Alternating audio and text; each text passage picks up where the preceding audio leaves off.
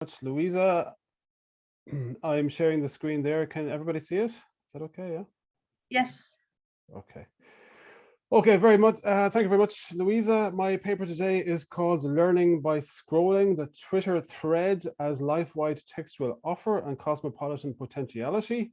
So I suppose my paper is going to be quite different to a lot of the papers today. I'm not going to be looking at a formalized context of learning or anything like that. I will be actually looking at life-wide forms of learning in a very non-formalized context. And this is the structure of my presentation today. So firstly, I want to give a short overview about Twitter research, different orientations that there are, at least some of the different orientations. Then I want to look at life-wide learning and cosmopolitanism and how there is sort of an intersection point in relation to these two ideas. From there, I want to talk about Twitter threads. Okay, I want to categorize Twitter threads and talk about collective open threads as well as individual open and closed threads. And to finish up, I would like to give some examples of Twitter threads which I feel retain a cosmopolitan potentiality. Okay, so just to tell you something about the research which exists on Twitter, these are some of the orientations. Twitter as a platform has existed since 2006. So in terms of internet platforms, it's relatively old. These are some of the research orientations. Okay, so there is a lot of research on Twitter and media agenda setting. There is research on Twitter and electoral politics, especially, of course, in the last few years in relation to Donald Trump and the Trump presidency as government by tweet, basically. Then there has been an orientation that is basically oriented towards Twitter and street protests. This is especially true for the early 2010s. And there is an orientation which looks at Twitter and online persona. And this, of course, begs the question then, okay, what about Twitter and learning research? Has there been much written in this area? And there has indeed. So, for example, Malek, Heyman, Shum, and Yochi have written an article in which they review 1,313 academic articles on Twitter and education between the years 2007 and 2017. And here they have come up with a categorization for these articles. Almost 81% of these articles relate to higher education, which means third level education, universities and institutions of higher education. Almost 10% of these articles deal with Twitter in schools. Almost 4% deal with Twitter and online surveys. Okay, and what that exactly means is possibly an open question. Almost 3% deal with Twitter and conferences. So it's something that's probably linked to higher education. And almost 3% are characterized by the authors as having to do with miscellaneous educational institutes. Okay, so again, context of formalized learning, which begs the question then, what about non-formalized contexts of learning? Not least, Twitter is a large platform and has a lot of users. According to Burgess and Bam, it has 313 million monthly users. So that's a lot of text. That's a lot of life-wide text in circulation. That's a lot of tweets that people read. And this has to come, I would argue, with some type of a learning context as well, some type of a non-formalized learning context. So to talk about life-wide learning and actually its interconnections as I see it with some ideas of cosmopolitanism, Jost Reichmann is is known as the instigator of ideas of life-wide learning in the 1980s, which were then taken on by the European Union. He calls life-wide learning en passant, learning by passing by, something which can happen at any age, in any context, and outside of, not necessarily within a formalized context. Okay, so it can take place in non-formalized contexts, and it can take place in a vast variety of different learning contexts. So, for example, he talks about reading books, he talks about reading magazines, he talks about reading newspapers, watching TV, talking to colleagues, observing others, exchanging with whomsoever, forms a universe of small learning experiences. So we can have learning experiences in a vast variety of different contexts and a vast variety of different situations. These situations he calls low compulsory or highly individualized. It can happen or not, and different people learn different things from the same situation. So this type of learning is something which is highly individualized, highly subjective, non-formalized, as I already said, and also highly contextualized. Okay, so different people can learn different things from the same text. Okay. Reichmann also calls this type of learning holistic. It includes not only knowledge, but also reality handling, emotions, valuing, and perspective transformation. And I would like to center on the idea here of perspective transformation. And I would suggest that there is a certain degree of intersection here between life-wide learning and ideas of cosmopolitanism, most especially ideas of cosmopolitanism formalized by the Irish sociologist Gerard Delaunty, whom Siobhan Brownlee mentioned this morning as well, and Delaunty's processual understanding of cosmopolitanism. So according to Delaunty, cosmopolitanism is a normative theory. Okay, you have a normative philosophical theory here, which critiques existence norms and implicitly suggests alternative norms which couldn't be adopted. Okay, and usually sort of in a non-national sort of symbolized context. But according to Delaunty, cosmopolitanism is also a social phenomenon. It is something which takes place in social contexts. Okay, so according to Delaunty, cosmopolitanism represents, in this sort of processual context, a transformation in self-understanding as the result of engagement with others over issues of global significance. And I would argue that this is one of a variety of potential post-digital cosmopolitanisms, which we can see in our post-digital world.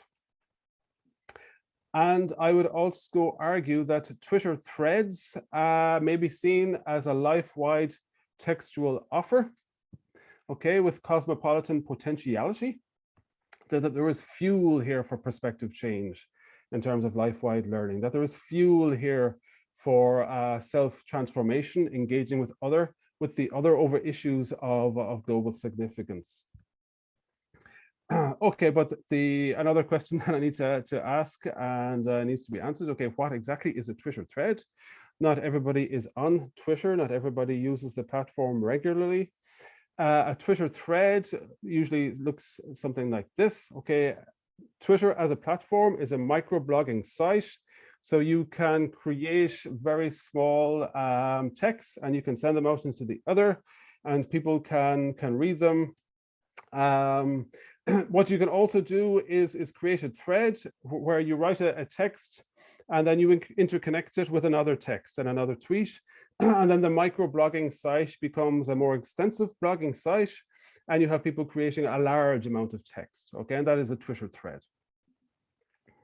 Okay, so Neil Sadler, in his book Fragmented Narratives, Telling and Interpreting Stories in the Digital Age, he talks here about vertical narratives. Okay, and he's talking here about threads. He's talking about the verticality of different types of text, about these being sequentially posted fragments, which may be open. Okay, by open here, he means that maybe they may be added to at any time, or they can have clearly defined textual boundaries. And by clearly defined textual boundaries, he refers here to the authors of the thread literally creating their own boundaries. And this usually takes place in terms of a numbering system, which the tweeters adopt. Okay, so you've 1 out of 15 tweets and it ends at 15. So it's 15 tweets out of 15. And that is sort of a self-created boundary. I would argue that Twitter threads, okay, are a text form and are not necessarily a narrative. I definitely think the term narrative is overused, to be honest. Not everything is a narrative and not everything has to be a narrative. You can have meaning from other types of text. And I would argue that there are two chief types of Twitter thread, which form life-wide text within our sort of post-digital world. These are collectively created and very open, okay, and often these take a type of a question and answer type format, where literally a tweeter asks a question, and then people answer the question, and then a multi-agent created text is created as a thread, okay, and often this can have maybe hundreds of tweets underneath the initial tweet. And I would argue that the openness and plurality of this type of Twitter thread gives them their meaning and their force. As I already said, it's a multi-agent created thread. So you can have a vast variety of perspectives, and you can have an awful lot of people coming together to engage in this. Then you also have individually created threads, and these can be closed, as I already stated. Okay, and usually this closure comes via numbering. Okay, so it's tweet 1 out of 15, and eventually it's tweet 15 out of 15. They can be open, meaning that the original tweeter can come back to the thread and add something to it. Or they can also be open to collectivization, meaning that the writer of the initial tweet is open to other people also coming into the thread, and he or she can incorporate other tweets in this. And I would argue that the meaning and force from this type of individually created thread comes from expertise, okay, or at least the perception of expertise. Okay, just to look at some examples of these types of Twitter threads. The first thread I would like to show you is one that is was collectively created and an open thread. And this is from a curated account called Indigenous X.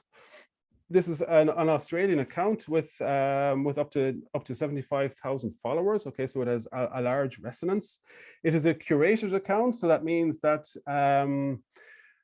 the person behind the account changes at times every week, sometimes indeed every day.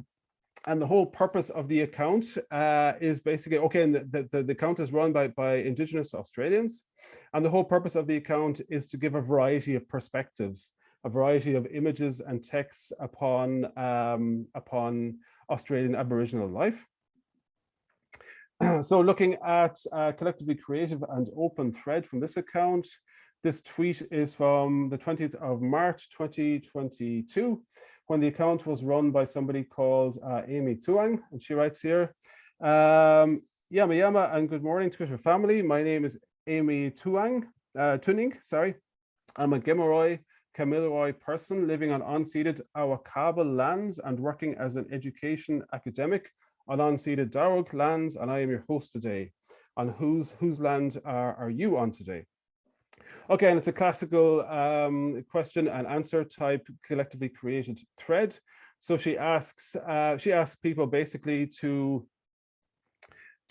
describe the land that they're situated on, but not using the language of colonialism, not using the language of Anglo-Australia, but using what she would see as the language of Indigenous Australians. And from that came a variety of tweets doing exactly that. Okay, talking about the spaces in which people lived, but using again sort of the language of Indigenous Australians rather than Anglo-Australian language.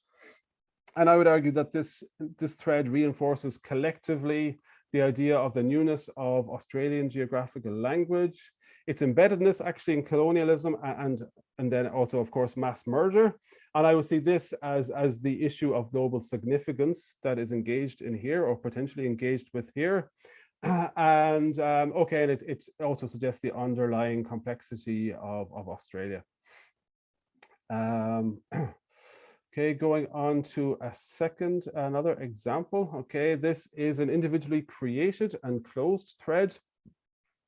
And this has come from the account of Katie Hayward, who is a political sociologist based in Northern Ireland, actually, who is British, but who has lived on the island of Ireland for a long time. And Katie Hayward, okay, she has a Twitter account of nearly 30,000 followers. It's a large account, and it is a large and well-known account. She is an expert on Brexit, basically, and whenever something new happens in relation to Brexit, she always produces an individually created closed thread explaining aspects of this. So much so that she actually won the Christopher Hewitt Biggs Memorial Prize, which is a prize given to works of literature or works of academia which enhance British-Irish relations. And actually her Twitter account won this prize in 2019. Her account is based on expertise and basically making sort of complex issues understandable, and is also indebted to internet culture. So as I said, it is a closed, she creates closed threads. So here in February 2019, she's talking about the Malthouse Compromise, which was of the Brexit issue of the time, and it's tweet 1 out of 15. Then, for example, here, tweet 4 out of 15, she makes very good use of internet culture as well, of GIFs and memes and internet humor. But at the same time, the purpose of the account is to explain complex matters to a large audience. And I would definitely argue that such threads also have a potential for a change of perspective on an ongoing issue. And I would also argue that this is a global issue because Brexit is, I would argue, a colonial hangover that has to do more with loss of empire and loss of status than anything else. And the third example that I would like to show to you is, again, an individually created but open thread. This was created by somebody called Liam Hogan, who has nearly 60,000 followers. Again, it's a substantial account. He is a historian and librarian based in Limerick and Ireland. He's also leading a one-man crusade against the Anglophone digital far right, often in its American form. And I want to show you here some tweets from a thread that he created initially in October 2018. The purpose of the thread here basically is to show the parallels between Fox News and especially Tucker Carlson, the journalist, and white supremacy and US Anglo-nationalism. And this is an open thread, okay, so he can add it to it whenever he wants. So for example, here, this is tweet 79 actually in the thread, and this is from August 2019, so a year later.